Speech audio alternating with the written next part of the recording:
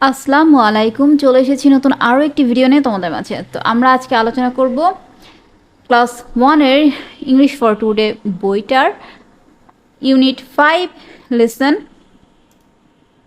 2 where do you live. Where অর্থ কোথায়, do মানে করো, ইউ মানে তুমি, লিভ মানে বাস, অর্থাৎ তুমি কোথায় বাস করো। দেখো এখানে কি লিখেছে, এখানে লিখেছে D listen to the first line. প্রথম লাইনটি শুনতে বলেছে। প্রথম লাইনটি কি করতে হবে? প্রথম লাইনটি হচ্ছে শুনতে হবে।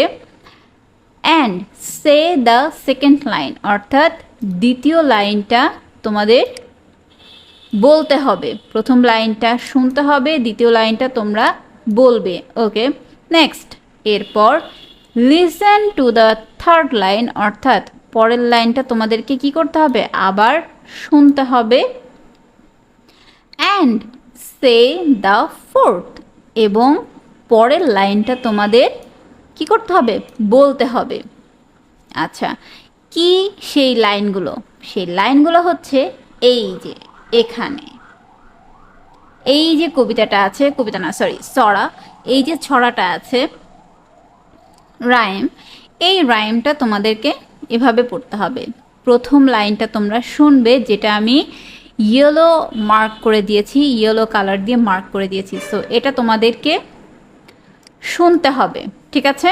এটা শুনে, এটা প্রথম লাইন, এটা হচ্ছে দ্বিতীয় লাইন, এই লাইনটা তোমাদের বলতে হবে, ঠিক আছে? আচ্ছা, এরপরে আবার এই লাইনটা তোমরা শুনবে এবং এরপরে এই যে ফোর্থ লাইনটা তোমরা বলবে, ঠিক আছে? এভাবে প্রত্যেকটা প্যারাই তোমরা কমপ্লিট করবে। যেমন আবার এটা শুনবে প্রথম লাইনটা, দ্বিতীয় লাইনটা তোমরা বলবে, তৃতীয় লাইনটা তোমরা শুনবে এবং চতুর্থ লাইনটা তোমরা বলবে। আবার প্রথম লাইনটা তোমরা শুনবে, দ্বিতীয় লাইনটা তোমরা বলবে, প্রথম লাইনটা তোমরা আবার শুনবে এবং দ্বিতীয় লাইনটা তোমাদের বলতে হবে, ঠিক আছে? এভাবে তোমরা এই রাইমসটা কমপ্লিট করবে। কেমন? এটাই হচ্ছে ডি নাম্বারে বলেছে। তো এই যে ফাঁকা জায়গাটা, এই জায়গাটাতেই হচ্ছে তোমাদেরকে এই কাজটা করতে হবে বলে লিখেছে, কিন্তু এই জায়গাটা তো আটবে না, এটা তোমরা নিজেদের খাতায় করতে পারো, অথবা তোমরা এটা নিজেরা বলে এটা আবৃত্তি করতে পারো, ঠিক আছে? আচ্ছা, ই নাম্বারে কি বলেছে দেখো, ওয়ার্ক ইন গ্রুপস অফ 4। আচ্ছা, চারটা গ্রুপ, গ্রুপস অর্থ কি? দল, তাই না? গ্রুপ অর্থ দল, গ্রুপস অর্থ দলগুলো, অর্থাৎ চারটা দলে তোমাদের ভাগ হতে হবে। চারটা দলের মধ্যে কাজ করতে হবে। কয়টা দলের মধ্যে? চারটা, ফোর অর্থ কত? 4, ঠিক আছে? আচ্ছা, চারটা দলের মধ্যে কাজ করতে হবে। 1 2 3 4, ঠিক আছে? আচ্ছা, কাজগুলো কি করতে হবে দেখো, one group ask and other group answer. আচ্ছা, ওয়ান গ্রুপ আস্ক মানে কি? আস্ক মানে হচ্ছে জিজ্ঞাসা করা, ঠিক আছে? অর্থাৎ একটা গ্রুপ, ওই চারটা গ্রুপের মধ্যে একটা গ্রুপ হচ্ছে জিজ্ঞাসা করবে, অ্যান্ড আদার মানে অন্য, ঠিক আছে? And the other group answer, এবং অন্য গ্রুপ অর্থাৎ অন্য দল উত্তর করবে, ঠিক আছে? একটা গ্রুপ জিজ্ঞেস করবে, অন্য গ্রুপ উত্তর করবে, ঠিক আছে? By talking turns complete reciting the rhyme. আচ্ছা, এখানে বলল বাই টকিং টার্নস কমপ্লিট, অর্থাৎ কথা বলার পালাক্রম সম্পূর্ণ করে, ঠিক আছে? টার্নস অর্থ হচ্ছে পালাক্রম, টকিং মানে কথা বলা, ঠিক আছে? বলতে থাকা। আচ্ছা, কমপ্লিট মানে সম্পূর্ণ করে, ঠিক আছে? সম্পূর্ণ করে, টার্নস মানে পালাক্রমে, ঠিক আছে? তাহলে কথা বলার পালাক্রম সম্পূর্ণ করে রিসাইটিং দ্য রাইম, কবিতাটি আবৃত্তি করো। রিসাইটিং অর্থ আবৃত্তি করা, ঠিক আছে? আবৃত্তি করা। রাইম অর্থ কবিতা, ঠিক আছে, বা ছড়া। তো আমরা এটা বুঝতে পেরেছি। তাহলে এটা আমাদের কিভাবে করতে হবে চলো দেখে নেই। তো দেখো এখানে আমি হচ্ছে একটা যে দলের কথা বলেছে তোমাদের বইতে, দলের একটা কালার দিয়ে বোঝানোর চেষ্টা করেছি, দলের একটা ছবি এঁকে। দেখো 1 নাম্বার দল হচ্ছে ব্লু, 2 নাম্বার দল হচ্ছে ইয়েলো, আর 3 নাম্বার দল গ্রিন, 4 নাম্বার দল পিঙ্ক। তো বলা হয়েছে যে এক প্রথম দল মানে একটা দল প্রশ্ন করবে বা জিজ্ঞেস করবে, একটা দল জিজ্ঞেস করবে আর একটা দল উত্তর করবে। তো 1 নাম্বার দল যদি ব্লু হয় তাহলে ব্লু দল এই লাইনটা প্রশ্ন করবে এবং ইয়েলো দল অ্যান্সার করবে, আবার গ্রিন দল প্রশ্ন করবে, পিঙ্ক দলটা অ্যান্সার করবে, ঠিক আছে। এভাবেই দেখো আবার ব্লু দল প্রশ্ন করবে, ইয়েলো দল অ্যান্সার করবে, গ্রিন দল প্রশ্ন করবে, আবার পিঙ্ক দল অ্যান্সার করবে, ঠিক আছে। এভাবে করেই এই রাইমসটা কমপ্লিট করতে হবে। এটাই হচ্ছে তোমাদের এখানে বুঝিয়েছে, ঠিক আছে। তো আশা করি এটা বুঝতে পেরেছো। এভাবে তোমরা বাসায় বা তোমাদের স্কুলে ফ্রেন্ডদের সাথে গ্রুপিং করে কিন্তু এই রাইমসটা কমপ্লিট করতে পারো। ওকে, এবার দেখো এফ নাম্বারে কি বলেছে দেখো, রিসাইট দ্য হোল রাইম, অর্থাৎ হোল অর্থ হচ্ছে সম্পূর্ণ। হোল অর্থ কি? সম্পূর্ণ। অর্থাৎ রিসাইট আমরা যেটা জানি, রিসাইট অর্থ আবৃত্তি করা, রাইম অর্থ কবিতা বা ছড়া। তো পুরো কবিতাটি বা পুরো ছড়াটি তোমাদেরকে আবৃত্তি করতে বলা হয়েছে, ঠিক আছে। সম্পূর্ণ কবিতা বা সম্পূর্ণ ছড়াটি তোমাদের আবৃত্তি করতে বলা হয়েছে। তো সম্পূর্ণ কোথা থেকে? এই যে এইখান থেকে কিন্তু, ঠিক আছে, এইখান থেকে শুরু করে একদম এই পর্যন্ত। ওকে, পুরোটা তোমরা আবৃত্তি করবে, কেমন? ঠিক আছে। আচ্ছা, এরপরে আছে হচ্ছে এ ফ্যামিলি ট্রি। এ মানে একটি, ফ্যামিলি অর্থ হচ্ছে পরিবার, ট্রি অর্থ হচ্ছে গাছ, একটি পরিবারের গাছ, ঠিক আছে। আচ্ছা, আমরা লেসন শুরু করছি লেসন 3 ইউনিট 5। ওকে, দেখো এখানে কি বলেছে, লুক অ্যাট দ্য পিকচার, হু আর দে, অর্থাৎ ছবিটি দেখো, কারা এরা। আচ্ছা, দেখো এখানে আমরা একজন বয়স্ক মহিলাকে দেখতে পাচ্ছি। আমরা কি বলবো তাকে? বয়স্ক মহিলাদের বলবো গ্র্যান্ড মাদার, তাই না? বয়স্ক মহিলাদের আমরা কি বলবো? Grand mother. অর্থাৎ গ্র্যান্ড মাদার অর্থ কি? দাদি, তাই না? দাদিকে আমরা ইংলিশে কি বলি? Grand mother. এখানে এই যে একটা ছোট্ট একটা কিউট একটা মেয়ে, কি বলো তো? সিস্টার অর্থ বোন। এখানে কিউট একটা ছেলের ছবি দেখতে পাচ্ছি, ব্রাদার অর্থ ভাই, তাই না?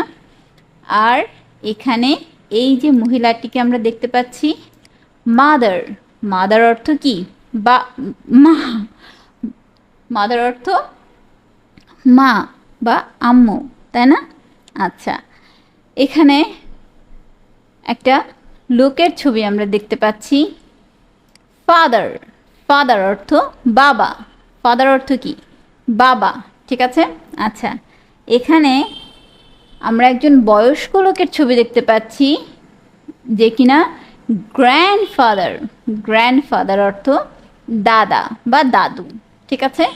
গ্র্যান্ডফাদার অর্থ দাদা বা দাদু। ওকে, আচ্ছা, এরপরে কি আছে দেখো, লেসন 3 এ ফ্যামিলি ট্রি, অর্থাৎ পরিবারের গাছ, ঠিক আছে। Unit 5, look at the tree, গাছটি দেখো, আস্ক অ্যান্ড অ্যান্সার, জিজ্ঞাসা করো এবং উত্তর দাও, তাই না?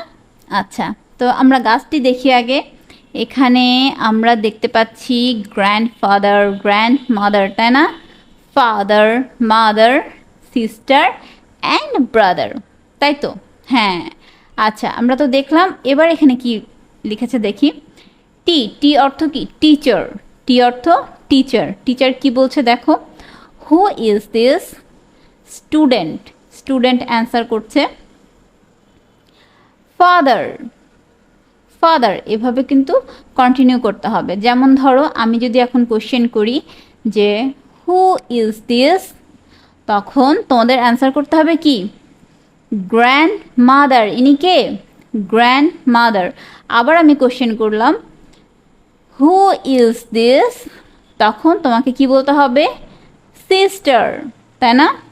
সিস্টার। আবার যদি আমি এই ছবিটা দেখিয়ে বলি হু ইজ দিস, কে ইনি, তাই না? তখন তুমি কি অ্যান্সার করবা? মাদার। ঠিক আছে, আচ্ছা।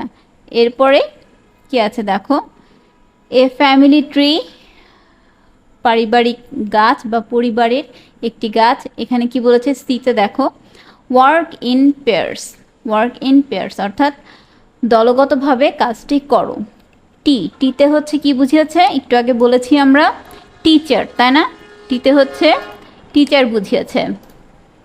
আচ্ছা, পয়েন্টিং টু এ পিকচার অর্থাৎ একটি ছবির দিকে নির্দেশ করে কি বলছে? Who is this.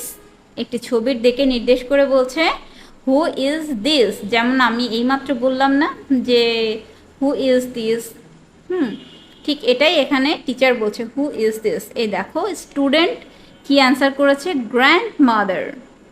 এভাবেই হচ্ছে কন্টিনিউ করতে হবে। ঠিক আছে, এভাবেই কন্টিনিউ করতে হবে। লাইক এভাবে বলতে হবে যে who is this, who is this, ইনি কে। তখন তোমাদের বলতে হবে ব্রাদার।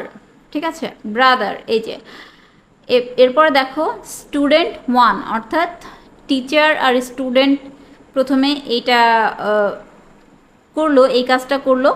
এরপর স্টুডেন্টদের মধ্যে তোমরা এই কাজটা কন্টিনিউ করবে। দেখো স্টুডেন্ট ওয়ান জিজ্ঞেস করেছে হু ইজ দিস, ইনি কে হয়। ঠিক আছে, দেখো স্টুডেন্ট টু এখন অ্যান্সার করবে। স্টুডেন্ট টু অ্যান্সার করবে যদি ছবিটা যদি বাবার থাকে তাহলে বলতে হবে কি? ফাদার। যদি মায়ের থাকে বলতে হবে মাদার, তাই না? যদি দাদুর থাকে তাহলে কি লিখতে হবে এখানে? গ্র্যান্ডফাদার, তাই না? এভাবে করে তোমাদের কন্টিনিউ করতে হবে। কেমন? আচ্ছা, এরপরে দেখো listen to the song and repeat after your teacher. আগে গানটি শোনো এবং পরে গানটি তোমরা বলো, পুনরায় বলো। রিপিট মানে পুনরায় বলা। ঠিক আছে, পুনরাবৃত্তি, পুনরায় বলো। দেখো ফ্যামিলি, ফ্যামিলি শব্দের অর্থ কি? ফ্যামিলি শব্দের অর্থ হচ্ছে পরিবার, তাই না? Father, mother, brother, sister, grandpa and granny too. We live and help on another as all loving families do. ঠিক আছে, আচ্ছা।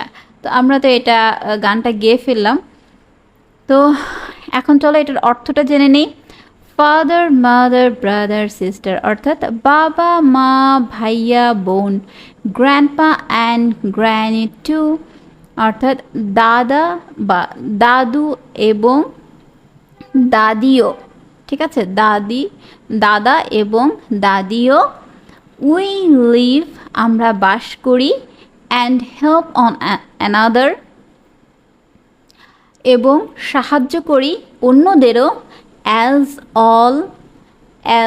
অল লাভিং ফ্যামিলিজ ডু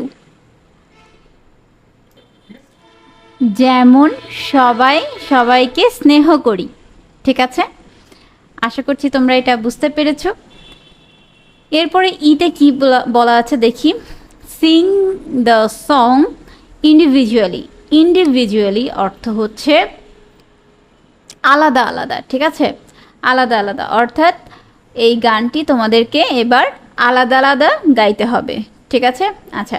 এরপরে কি বলেছে দেখো, now draw your own family tree and colour it. এখন তোমরা তোমাদের নিজেদের ফ্যামিলি অর্থাৎ পরিবারের গাছ আঁকো এবং সেটাতে রং করো। Say who is in each circle, অর্থাৎ ইচ মানে প্রত্যেকটি, আর সার্কেল অর্থ বৃত্তে, অর্থাৎ এখানে কি বলেছে, say who is in each circle, কে কে আছে প্রত্যেকটি সার্কেল অর্থাৎ বৃত্তের মধ্যে।